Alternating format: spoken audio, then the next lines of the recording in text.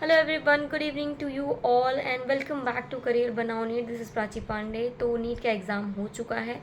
इसके बाद क्या होता है कि नीट के एग्ज़ाम और रिज़ल्ट के बीच में 1 मंथ का गैप होता है और रिज़ल्ट आते ही एमसीसी की सेंट्रल काउंसलिंग जो एमबीबीएस और बीडीएस के लिए होती है वो स्टार्ट हो जाती है। देन एमसीसी की काउंसलिंग के बाद आपकी आयुष की काउंसलिंग स्टार्ट हो जाती है और साथ ही साथ कुछ टाइम बाद लाइक राउंड 2 के बाद आपके जो स्टेट की काउंसलिंग है वो भी स्टार्ट हो जाती है। तो इन सब में सबसे ज़्यादा मैटर क्या करता है कि आपके डॉक्यूमेंट्स, हमें सारे डॉक्यूमेंट्स जो होते हैं वो पहले कलेक्ट करके रखने होते हैं, क्योंकि जिन डॉक्यूमेंट्स की रिक्वायरमेंट होती है वो आपके पास पहले से अवेलेबल होना चाहिए। तो इस वीडियो में मैं बात करने वाली हूँ कि आपको नीट 2025 की काउंसलिंग में कौन कौन से डॉक्यूमेंट्स लगने वाले हैं। So let's start this video. Firstly क्या है कि आपकी काउंसलिंग जो है, अभी आपके पास क्या है, अभी आपको लगता है यार काउंसलिंग के लिए अभी अराउंड 1.5 मंथ्स या 2 मंथ्स हो सकते हैं। तो उतना उतना टाइम है, आपके पास सारे डॉक्यूमेंट है। बट क्या होता है, जब काउंसलिंग के टाइम या फिर जब भी हमें ज़रूरत होती है हम सारे डॉक्यूमेंट्स तब निकालते हैं। तब चेक करने के बाद समझ आता है कि यार कोई एक डॉक्यूमेंट है जो हमसे मिस हो गया है, फिर वो डॉक्यूमेंट कहीं आपने गुम कर दिया, खो दिया, नहीं मिल रहा है। तो उसके लिए यार क्या होता है कि उस मेन टाइम पे आपके कुछ डॉक्यूमेंट्स बन नहीं पाते सडनली, क्योंकि डॉक्यूमेंट पेपर वर्क जो होता है थोड़ा टाइम लगता है। सडनली आपके काम नहीं होते ये पेपर वर्क वाले।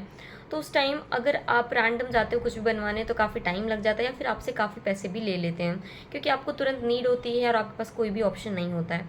तो बेटर है कि अभी आप एक बार सारे डॉक्यूमेंट्स अपने चेक कर लो कि कौन से डॉक्यूमेंट्स आपके पास हैं, कौन से नहीं हैं जो लगने वाले हैं। और जो भी डॉक्यूमेंट्स आपके पास नहीं है उसकी डुप्लीकेट कॉपी है या फिर किसी भी डॉक्यूमेंट के लिए आपको एफिडेविट वगैरह बनवाना है तो आप टाइम पे बनवा सकते हो। तो मैं सारे डॉक्यूमेंट्स आपको एक एक करके बता देती हूँ। आप एक बार सारे डॉक्यूमेंट्स को रीचेक कर लीजिए। देन आप एनालिसिस करिए कौन से डॉक्यूमेंट आपको बनवाने हैं, कौन से नहीं। और अगर सारे डॉक्यूमेंट्स आपके पास अवेलेबल हैं तो आप उनको सेफली एक जगह पे रख दो, जो कि आपके काउंसलिंग में आपको प्रॉब्लम नहीं होगी। तो फर्स्टली हम देखें तो एक बहुत ही बेसिक चीज़ है जो कि 10th और 12th की मार्कशीट, वो तो आपकी लगनी है। 10th 12th की मार्कशीट के साथ साथ के कुछ स्कूल्स में पासिंग सर्टिफिकेट भी मिलते हैं, तो वो भी आप अपने साथ रख लो। मीन्स 10th 12th का certificate, passing certificate, then TC जो कि आपका ट्रांसफ़र सर्टिफिकेट होता है। स्कूल जब आप लीव करते हो तो आपको वहाँ से टीसी और माइग्रेशन सर्टिफिकेट मिलता है, तो वो भी अगर आपने अपने स्कूल से कलेक्ट नहीं किया है तो आप कलेक्ट कर लीजिए अगर आपका भी 12th हुआ है। और जो गैप वाले स्टूडेंट्स हैं उनके पास ये सर्टिफिकेट ऑलरेडी होगा, नहीं है या जो भी है तो आप अपने स्कूल विजिट करके ये बनवा सकते हो। ये ट्रांसफ़र सर्टिफिकेट, माइग्रेशन सर्टिफिकेट आपको स्कूल से इजीली प्रोवाइड हो जाता है। उसके बाद क्या आपका डोमिसाइल सर्टिफिकेट। डोमिसाइल सर्टिफिकेट क्या होता है कि आप स्टेट से, किस प्लेस से बिलोंग करते हो, वहाँ की आपकी डोमिसाइल सर्टिफिकेट होती है। डोमिसाइल सर्टिफिकेट के कुछ रूल्स होते हैं, रेगुलेशंस होते हैं, अलग स्टेट्स का अलग अलग होता है। कुछ स्टेट्स का होता है कि आप 10th एंड 12th वहाँ से किए हो, कुछ स्टेट्स का होता है कि आपने अपनी पूरी स्कूलिंग वहाँ से की हो। और ये डिफ़र करता है अलग अलग स्टेट्स पे कि आप वहाँ का क्या क्राइटेरिया है वहाँ का और किस बेसिस पे आपका डोमिसाइल वहाँ से मिलता है। तो इस अकॉर्डिंग आप अपने डोमिसाइल सर्टिफिकेट्स वगैरह चेक कर लो, और नहीं है तो आप जल्दी से उसको बनवा लीजिए।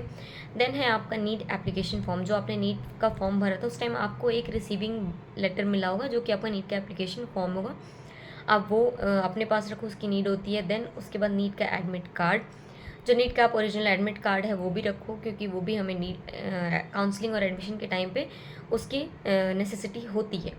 नेक्स्ट है नीट का स्कोर कार्ड। नीट रिजल्ट आने के बाद जो आपका स्कोर कार्ड होता है हमें वो भी लेके जाना होता है। देन कैटेगरी सर्टिफिकेट अगर आपके पास है, आप किसी कैटेगरी से बिलोंग करते हैं तो आपके पास कैटेगरी सर्टिफिकेट होना चाहिए। एनीथिंग जो भी आपका AWS PWD जो भी सर्टिफिकेट आप जिस भी कैटेगरी से बिलोंग करते हो वो आपके पास होना चाहिए, नहीं है तो बनवा लो। Like AWS certificate and all, इन सब की एक वैलिडिटी होती है 1 ईयर की, तो उसमें उसके अकॉर्डिंग मार्च अप्रैल की टाइमिंग होती है। तो आप किस अकॉर्डिंग बनवाना है, अगर नहीं बनवाया तो जल्दी से बनवा लीजिए, क्योंकि कुछ सर्टिफिकेट्स की ऐसे वैलिडिटी होती है कि वो 1 साल तक वैलिड है, 2 साल तक वैलिड है। तो इस हिसाब से जो भी ऐसे सर्टिफिकेट्स हैं वो आप रिन्यूअल करा लो। एंड नेक्स्ट वन इज़ जो है आपका इनकम सर्टिफिकेट। इनकम सर्टिफिकेट भी अगर आपके पास नहीं है तो आप उसको बनवा लीजिए, जो कि आपके एडमिशन के टाइम काम आता है। Then gap certificate. Gap certificate क्या होता है कि 12th के बाद अगर आपने कहीं एडमिशन नहीं लिया और अगर आपने 1 या 2 साल का गैप लिया है तो आपको क्या करना होता है, कोर्ट से एक एफिडेविट बनवाना पड़ता है जिसमें आपका ये मेंशन होता है कि आप 12th के बाद आपने प्रिपरेशन किया है, आपने कहीं एडमिशन नहीं लिया है। और जो स्टूडेंट्स अभी जस्ट 12th के बाद नीट का एग्ज़ाम दिए हैं उनको गैप सर्टिफिकेट की ज़रूरत नहीं है। गैप सर्टिफिकेट की ज़रूरत उन स्टूडेंट्स को होती है जिन्होंने गैप लिया होता है 12th के बाद। देन आपको पासपोर्ट साइज़ फ़ोटो, आप पासपोर्ट साइज़ फ़ोटोज़ एटलीस्ट 10 अपने पास रखिए, क्योंकि शुरू से आपके लास्ट एडमिशन तक 8 फ़ोटोज़ तो यूज़ हो ही जाते हैं।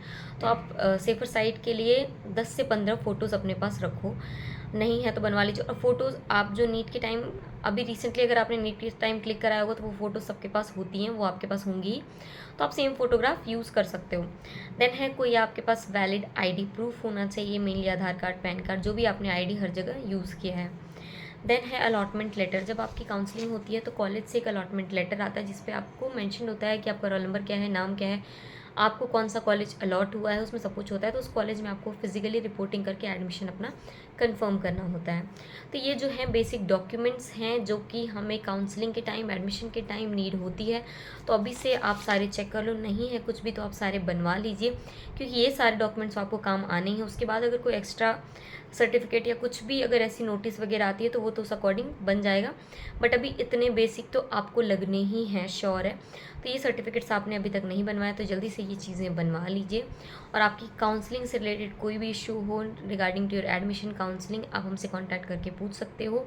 कोई भी आपको एक काउंसलर हायर किया जाएगा जो कि आपकी स्टार्टिंग से लास्ट तक की काउंसलिंग में आपकी हेल्प करते हैं।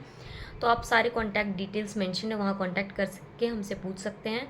और अगर चैनल सब्सक्राइब नहीं किया तो जल्दी से सब्सक्राइब कर दीजिए, क्योंकि सारी काउंसलिंग की वीडियोस हम इस चैनल पे बताने वाले हैं। और टेलीग्राम चैनल भी ज्वाइन कर लीजिए, क्योंकि कुछ वीडियोस अगर यहाँ से मिस होती है तो वहाँ पे आपको मिल जाता है। Thank you.